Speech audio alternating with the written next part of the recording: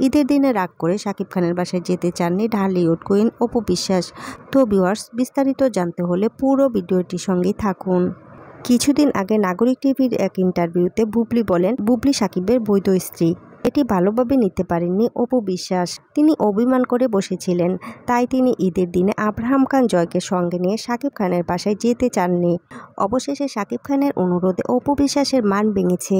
পরে শ্বশুর শাশুড়ির অনুরোধে অপু শাকিবের বাসায় গিয়েছিলেন। আর এদিকে ঈদের চাঁদ রাতে শাকিবের বোন মনি অপুর বাসায় এসেছিলেন অপুর মান ভাঙাতে।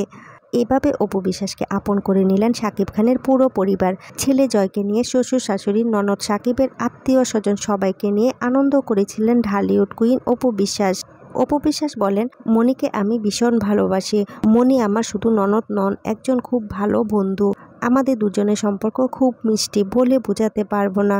বাসায় গেলে ও যেন সারাক্ষণ আমার আঁচল ধরে পেছন পেছন ঘুরে। অপু বিশ্বাস আরও বলেন, আমার সাথে যখন শাকিব খানের বিয়ে হয়েছিল তখন মনি অনেক ছোট ছিল। তখন থেকে সে আমাকে ভীষণ পছন্দ করত। ঈদে বাসার সবার জন্য উপহার দিয়েছেন অপু বিশ্বাস। শাকিবের জন্য পাঞ্জাবি কিনেছেন এই নায়িকা, তবে তার শাড়ির সাথে ম্যাচ করে।